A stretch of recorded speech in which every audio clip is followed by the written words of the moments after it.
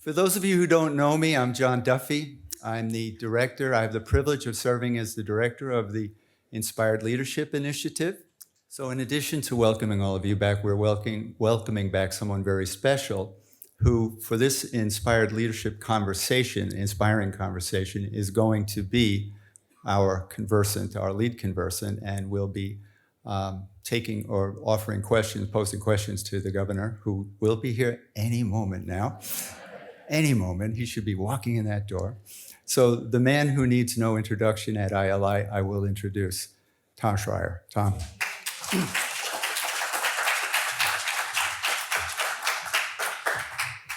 So I will take a seat here as soon as Claudio comes, but thank you, John.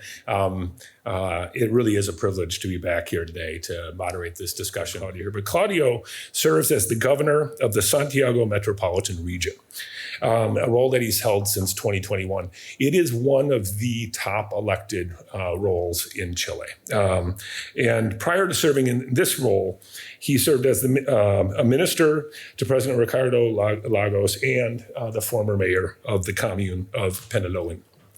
He received degrees from the Catholic University of Chile and a master's in public policy from the Kennedy School of Government at Harvard. I had the opportunity to first meet him in 2019 when he was a visiting fellow at Notre Dame's Kellogg Institute. And that was a really wonderful opportunity, largely because of the fact that he had such a great relationship, has such a great relationship with Steve, to interact with him quite a bit. I think you'll get a real sense of not only the politician, but also the person that Claudio is. And I'm sure he'll talk to you that, as is the case in much of the world, Chilean politics are in a bit of a disrupted state as well. So you're going to get a really good sense of what's happening. You know, we all get a sense of what's happening here in the United States, but you're going to get a really good sense, hopefully, through our conversation of what's happening there as well and how he has approached all of that. So with that, I'm going to just cross my fingers and hope that that little bit of hubbub that I hear out there is Claudio, and then we'll get started. All right, so what I thought I'd start with, because it really struck me when I had the opportunity to meet you in 2019, is the fact that you actually have a nice degree of connectedness to this institution and the order behind this institution as a result of your education and other things. Can you just maybe spend a moment? I think that'll help to ground you a little bit for this audience. Well, first of all, let me just thank Tom for the invitation. It's really like a gift to me to come back to Notre Dame. As probably he said, you know, I'm the governor of Santiago, so I don't have that much time to go out and to reflect and to meet interesting people and to come to places that have a lot of significance to me. And this is one of them. So thank you very much. I'm very, very happy. And it's my honor also to share my life with people who have inspired other people also in their life. So thank you. And I hope to be some with you during the next couple of years. And as Tom was mentioning, I study in Santiago, Chile, in St. George's College, which is a Holy Cross run high school and elementary school. So I had 14 years of Holy Cross preaching. And it was, you know, my first contact. Actually, it was very funny because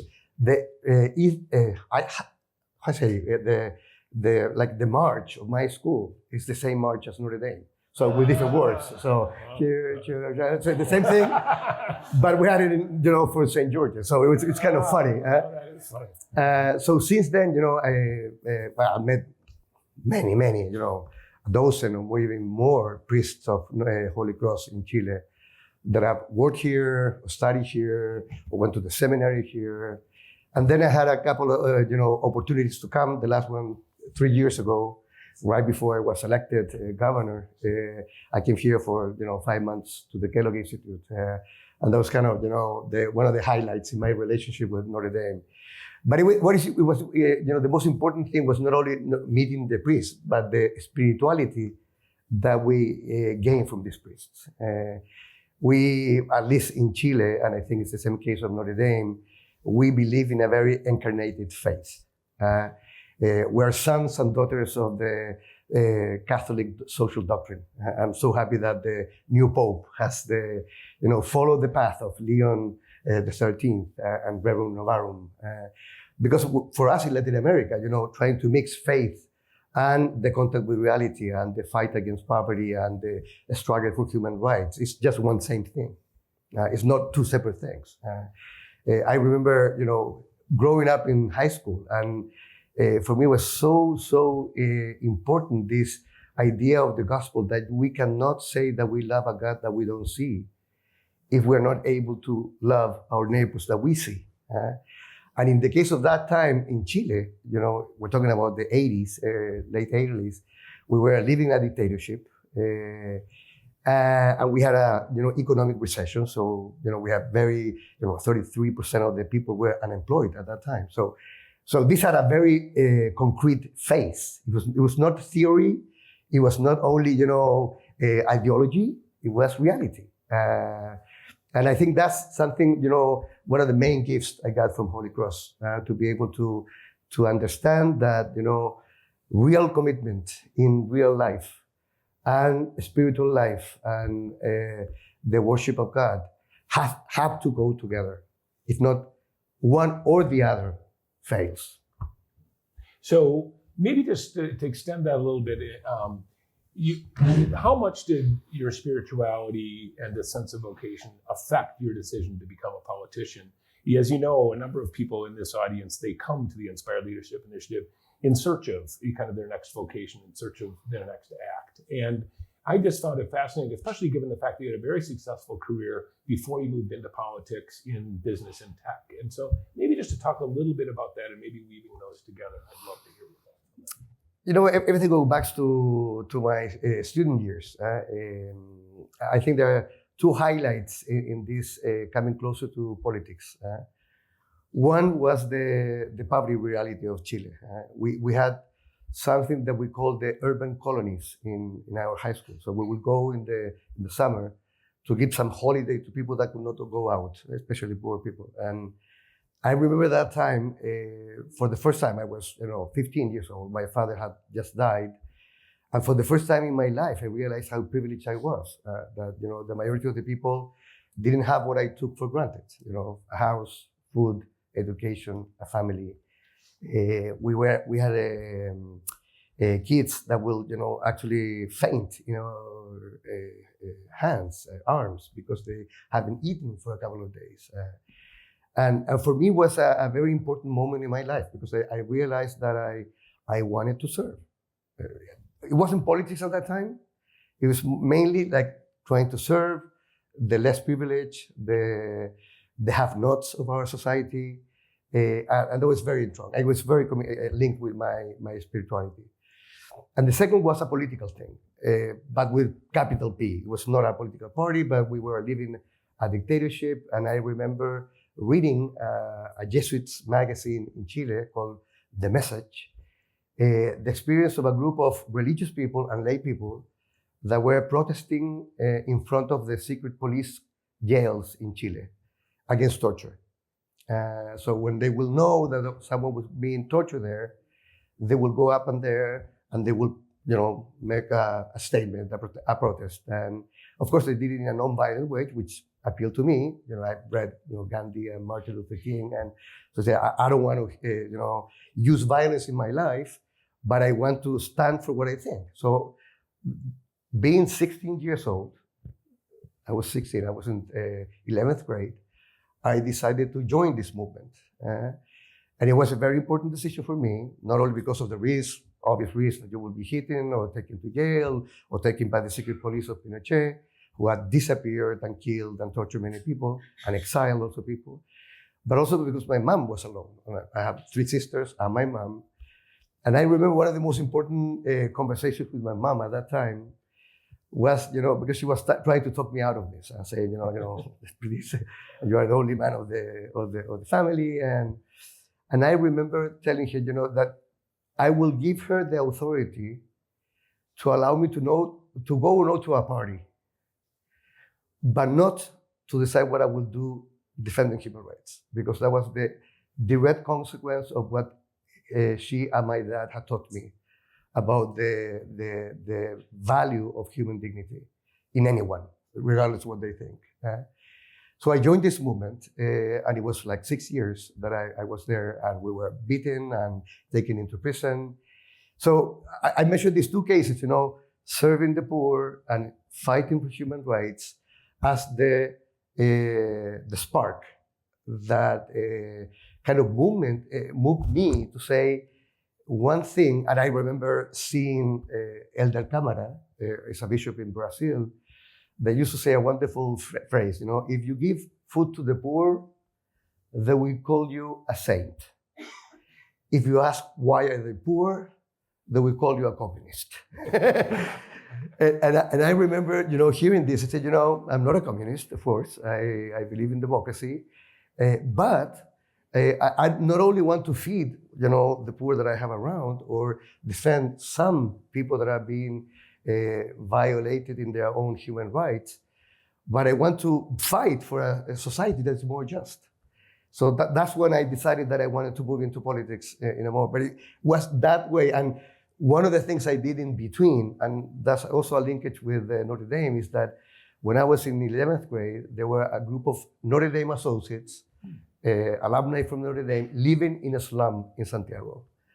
So I decided to go live with them 1 month. And after that, when I was in university, I studied law at the Catholic University. I decided to go to live for good. So I lived in a slum in community for 3 years in Santiago, way before I decided to enter politics. So my social commitment and my conviction that human rights must to be respected for anyone, anywhere in the world, pushed me into politics. Well, I remember during our visit, we went to the Museum of the Disappeared, and that was one of the most profound things for Sandy and I, is just having the opportunity to see what life was like due to a number of things on the walls. And then actually, there's a board there where you can touch the person on the board, and their background comes up, and it brings it to life. It was quite spectacular, and it's just absolutely wonderful that actually helped to motivate you towards the life that you're living today. So do you have any advice? I mean, you did finally decide politics was the right way to do this. There are some people that have been in our program that have been very politically active. There are others that I know, as I've talked to them during the course of the year, have considered that. What thoughts and advice would you give to them as somebody who made that determination? Well, I don't think I can give many advice, but I will share what I've learned, which is not little. The first thing is you have to, talking about this program, you have to have a very strong purpose. Ego is not enough. Seeking power is not enough. Because sooner than later, you will get beaten up. And the only way to stand up again is to have a greater purpose than your ego. And for me, that's been the case. And Steve Reifenberg was here. I call him my older brother. We met when I was 15, and this guy was, 18 or 20 or whatever. And so we know each other for a long time. And I've had, in the last couple of months, a very harsh moment in my political career. I would say the most harsh. And I've been accused of things that are, of course, false, and it's been hard. The only thing that really kept me up with hope and with joy and with commitment is that I know that it's not about my reputation. It's not about my ego, which is destroyed at this time of the year. It's about serving others and trying to stand up for a good politics. And so I would say, first, to have a greater purpose. Second, have self-care practices in your life. Unless you are able to protect yourself, you get carried away by selfishness, hate, things that are not only in politics, in the world, but somehow concentrated in politics. So for me, for example, in the last years, nature, friends, meditation every day, trying to meet inspiring people, talking about, I have a practice of meeting I would say a stranger every week, just to know it, someone that will have something that will inspire me. So those are the things I would say. Being involved in politics means many things. Very few have the electoral politics vocation, which is I would say the hardest. But there are like other ways of being involved in politics. Being part of the public discussion. Being part of a party, being a public servant is part of it, being a politics in a way, and civic engagement in these days, not only in the U.S. but anywhere in the world. I mean, having citizens that are able to stand up for what they believe is a very important political commitment, and I think we need it more. I don't know who said this, but the thing that really scares me is not the hate and the evil of some people, but the indifference and the quietness of the majority. That's what really scares me. And I always remember, in the terms of the Holocaust, how many people knew and never said anything. And we lived that in Chile as well as in the dictatorship. It didn't happen to me, but I don't know. So because it didn't happen to me or to my people, I could be quiet. No. I mean, you have to stand for what you believe in. So regardless of the type of political vocation that you may have, I think there's a time right now in the world that requires every human being, especially Christians, and even more especially Catholics, to stand up for what they believe in, with respect, with nonviolence, with conviction, and with self-care. Well, yeah, it's my hope, Claudio, that this brief moment here when you get to be on campus will also be something that you'll characterize as being a moment of self-care, when you can connect and enjoy the campus and enjoy the people that are here. I certainly find it to be that way. Every time I walk on campus, there's something about my blood pressure and everything else that goes in the right direction. Certainly now in the role I am, as opposed to the role I was in before. So you've talked a little bit about this, but in the few times I've had an opportunity to connect with you, what's come across to me is your humanity, your good humor, just your ability to, kind of create kind of a brightness. And I mean that very seriously. And I haven't had as many opportunities to interact with you, certainly as Steve has, but that's very much been the case. Do you attribute that? You talked a little bit about self-care. Are there things from your roots, your spirituality, your upbringing? Are there other things, or other things you do that help you to maintain that, especially in the face of the kind of environment that you're operating in today? No, absolutely. I mean, let me just go back to my youth years. I always thought that Christians should be recognized, not because of their crosses or prayers or words, but because of their actions and because they wear signs of hope. So for me, hope and faith and political commitment has been like one bundle altogether. So I always thought that that meant so much grief and so much sadness and anxiety and fear in our world that someone has to stand up with some sign of hope. But because you cannot give what you don't have, so if you don't have hope yourself, if you don't have peace yourself, how can you give that and share that with others? Especially in convulsive times as we are living right now, everywhere. So I would say something I've experienced the last 3 years, which has been another gift. When we talk about purpose, we always think about like a life purpose, which is good. Of course, we need a purpose. Ikigai, say the Japanese. You need a purpose, and people that have a purpose, regardless of the age, they feel young and they look young and they share. But I also wanted to have something more concrete, like a purpose for every year. So I started 3 years ago. My first year was gratitude. That was my purpose, to give thanks to people that were significant to me. So I spent a whole year inviting my mom, my sisters, my sons. I have 4 sons, my friends, different places of the country, just to spend time and to say to them that I started a journal that is called my gratitude journal. So every day I write for something that I give thanks to. Last year was the year of self-care. So imagine, it was my year of election. I was re-elected in November of last year for my second term.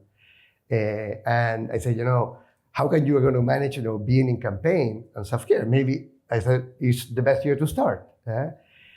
And having been something that lived very fast and intense life without stopping, and I always thought, sleeping 4 hours was kind of something I should be proud of. I think that, there's a moment in life when you grow up and you learn things. One of those things was, I needed to rest.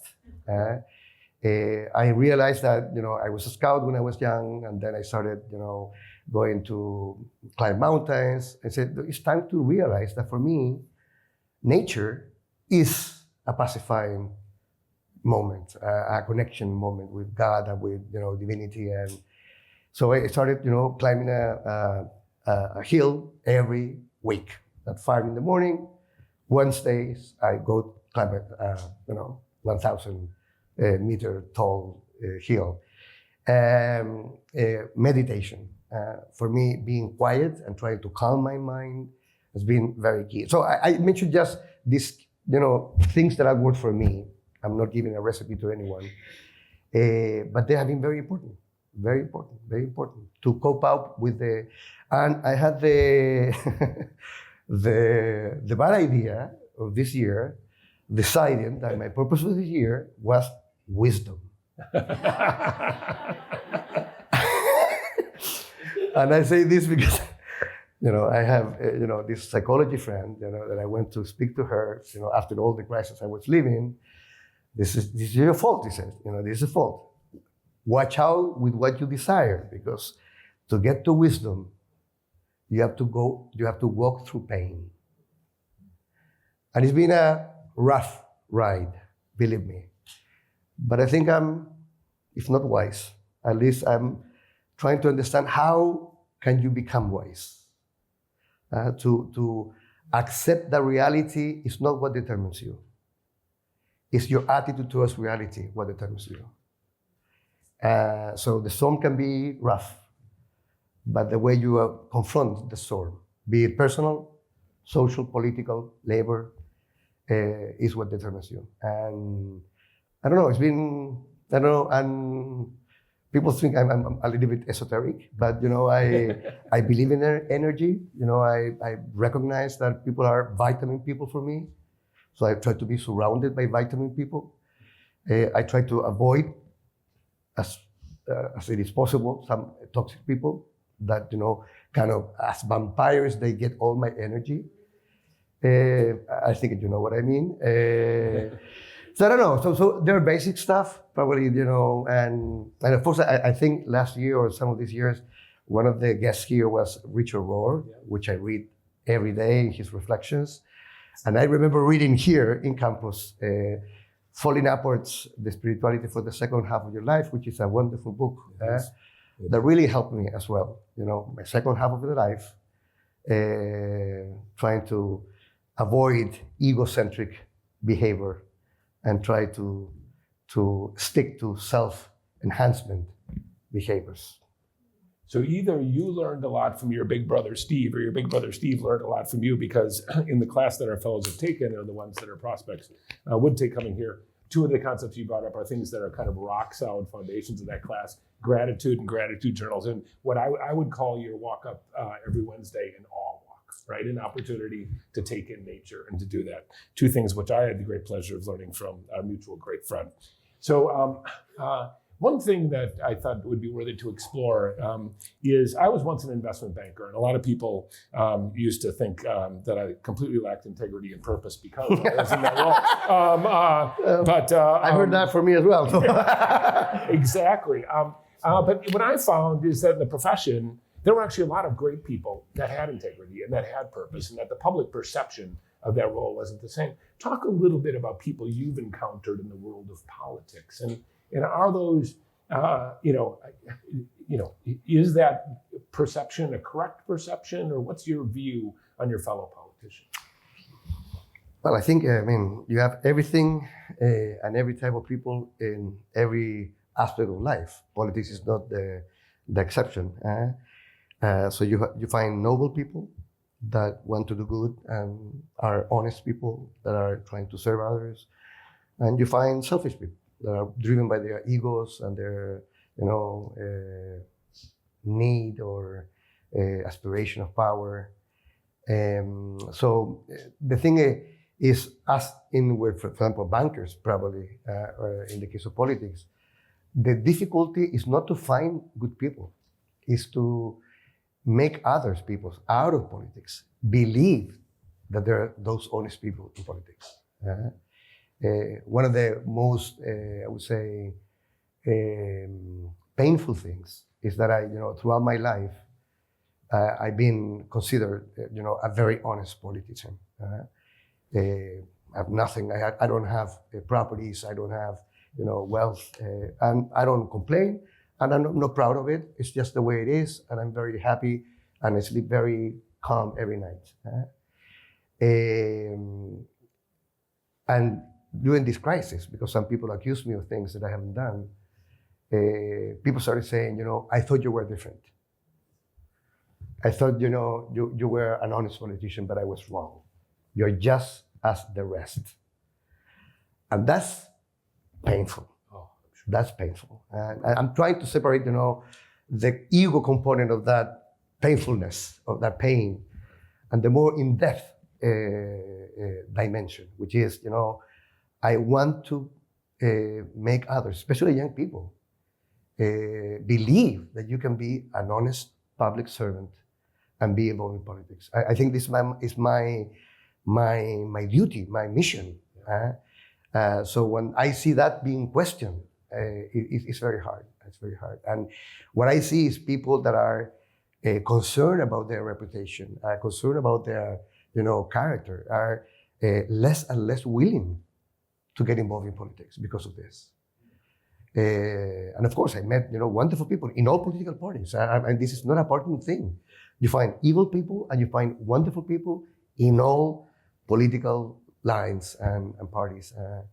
And you need to be able to bundle with them, to make community with them, cross-party lines, to show that, we can fight our ideas, we can be passionate about what we live in, but at the end of the day, we can respect each other, and we can, put the common good before the private or the partisan gain. But it's hard, and it's harder every day. It's harder every day, but it's a need. I mean, what is social life, community life without, honest politics? La politica comes from, the being concerned about the polis, the city. That's where the democracy came from. And we need to have people that are able to believe and to practice these values. It's not as much as something that we'll preach, because at the speech level, everything stays the same. It's at the practical level that we need to have people with these values and, I would say, behavior. So in addition to that, while Emily brings the questions up that have come from the audience, just maybe any other advice, for those people who think, maybe politics isn't right for them. In your career as a public servant, have you seen roles that people have played that have been, you think, beneficial and powerful and effective, and that have helped move forward the missions that you believe in? Oh, absolutely. And in different moments and places in the world. The funny thing is, when I think about these leaders, it's interesting. Sometimes leaders can be authorities, but not always. I remember when I studied my master's degree in Harvard, one of my professors, and I think Steve knew him as well, which Ronald Heifetz. And he has this wonderful book called Leadership Without Easy Answers. And one of the most intriguing things for me is, how can you lead without being an authority? That's one. Second, what are the risks of being an authority in order to lead? Because sometimes people will ask from you certainty, to quiet down the discrepancies in society. And part of the leader has to allow some discrepancy and to conduct in a way those differences in society instead of trying to applicate or eliminate some of them. So I mentioned this because for me, I've had, religious leaders that have been very important. In Chile, one of the most important figures was one saint, Alberto Hurtado, which founded the Christ Shelter, and it's the most important thing. But he not only did charity, he also talked about the importance of labor law, so the labor unions. So he was a very comprehensive leader. During the dictatorship, the Cardinal of Santiago founded the Vicary of Solidarity. So the light for the defense of human rights in Chile was the church when political parties were banished. Well, not to mention, figures like, Martin Luther King from here, who wasn't a politician, but also politicians, Konrad Adenauer in Germany. And I don't know, I can mention many people that have been inspirations to many of us, both from positions of authority or power or none, but that have been a positive influence in my life. You're remarkable because the first question actually flows into this really nicely. You're remarkable for a lot of reasons. But the first question is, writers have a strong history of political activism in Chile and throughout Latin America. Who is your favorite Chilean writer, prose and poetry, and how has that writer's work influenced you both personally and professionally? Wow, poet. A poet, right? A poet or a writer, either. A poet or writer. A Chilean one. Wow. Wow, interesting. I would say Pablo Neruda, which is, is a Nobel Prize of Literature. And it's interesting because, his political visions are very different from mine. But he had a capacity to worship with words, basic things.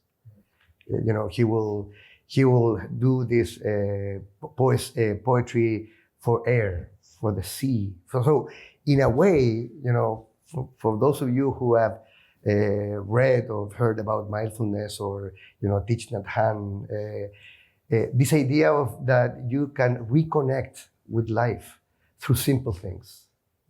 And I think this poet, in a way, and also he had poetry for justice and for democracy and for things important, but interesting, he will worship and he will, make visible the beauty of simple things. And I think that's something important in life. That's beautiful.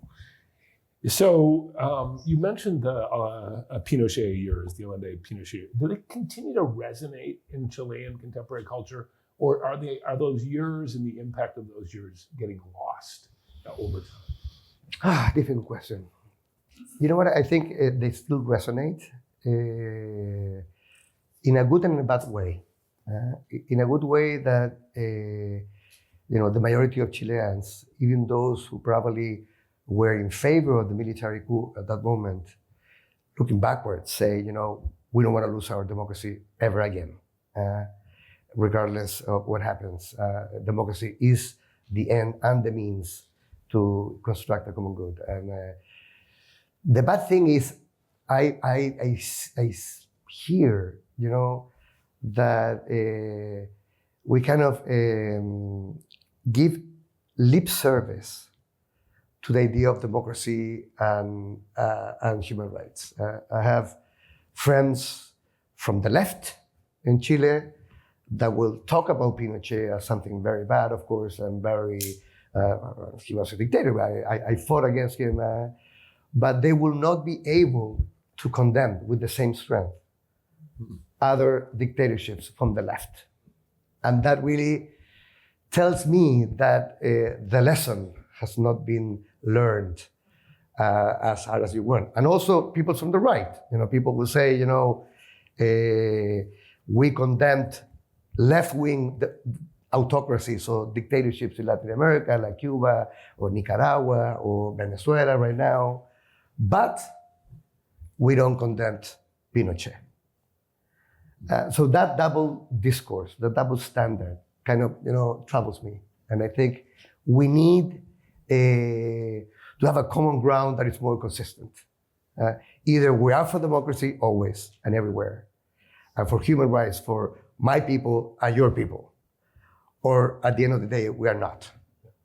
And I think that's something there's a pending lesson not for all, because people learn that, but I think some people use Pinochet in one way or the other to just throw it in the face of their opponents, but they're not willing to take the lesson, until it hurts. So I think we just have a few minutes left, so I'm going to kind of merge the last couple questions.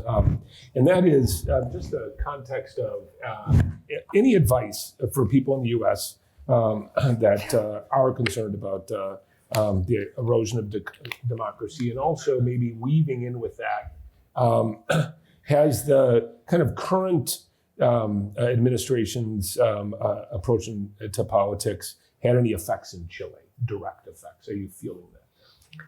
You want me to lose my visa, right?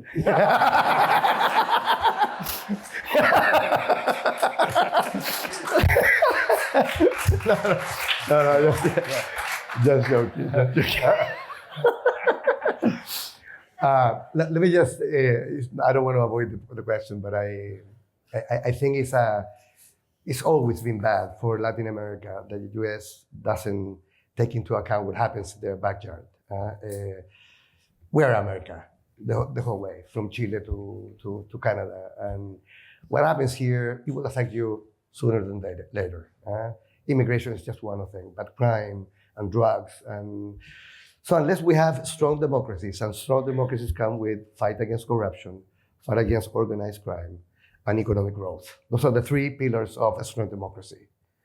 And unless we're able to invest in that, that's not only, attacking, boats that are getting to the U.S. It's also investing in that more, this idea that we need a world in general, and Latin America in particular, that is more equal. I mean, you could say, of course, it's not our problem. We have enough problems within our country, which is true. But take it, I will ask you and I will push you to think that this is all your problem, because some of the effects of this will find you sooner than later. I remember just a small anecdote. When I was mayor of one of the Santiago's boroughs, it's a very poor one, but we have a very fancy university like Notre there. So, and I had one of the deans that was one in my boards, advisory boards.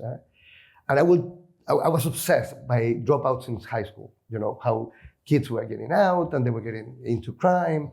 And I will tell them examples. And one of them was called El Garra. El Garra is kind of the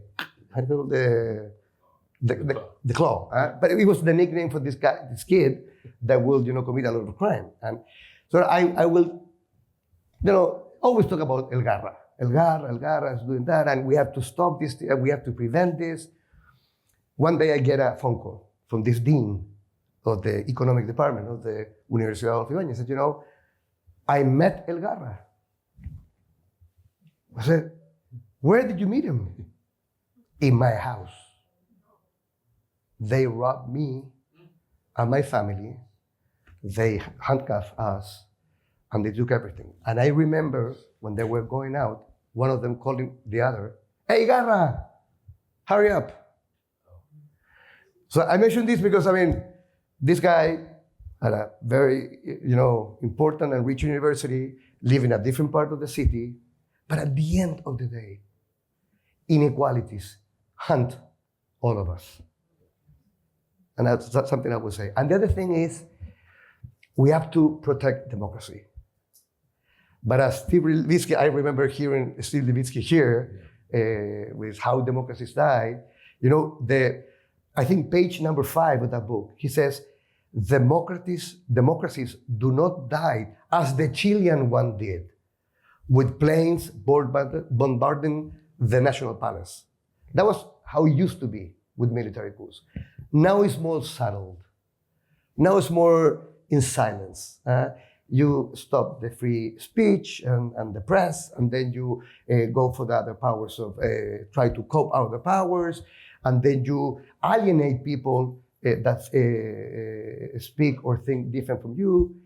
So I mention this because this is something not for the US, for any country. There's a Latin American author, it's called Moises Naim, and he has this wonderful book called, it's in English, The Revenge of Power. I said, how autocrats are shaping politics in the 21st century. And he speaks about the 3 Ps, he says. Populism,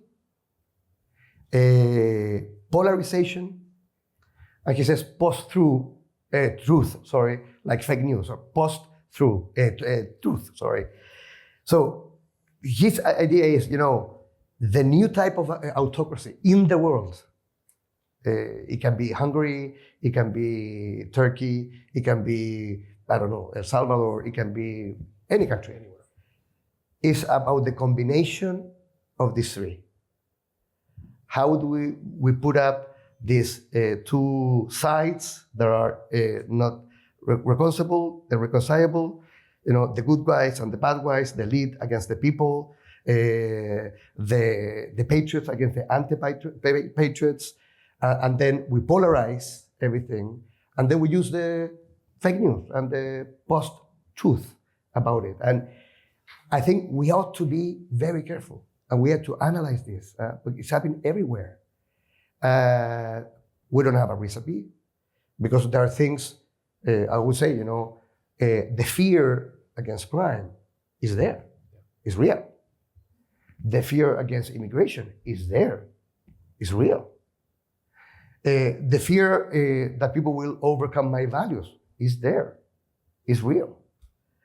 So the thing is, how do we manage those real fears in our societies, protecting the only tool we have to manage peacefully our differences, which is democracy? I remember one Chilean politician that said, we only know when autocracies start. We never know when they end. So we have to be consistent, regardless whether we like it or not, the one who's in power. I think this is a time of, like Ulysses, that was tied up, so he won't hear the chants of the sirens. We have to tie ourselves up with those basic values of respect, rule of law, democracy, human rights for everyone.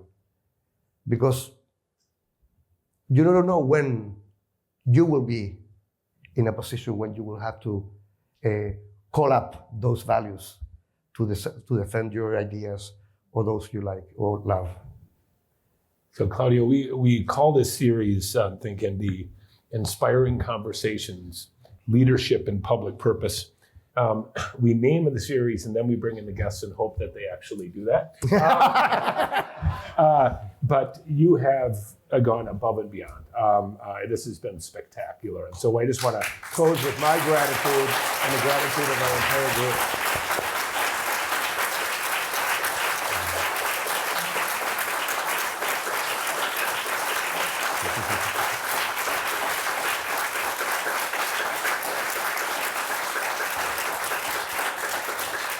And you'll be kind enough to join those that are in the group here that are part of the ILI this evening, so people have an opportunity to connect with you then. Well, I'm happy to see. Let me just say one thing.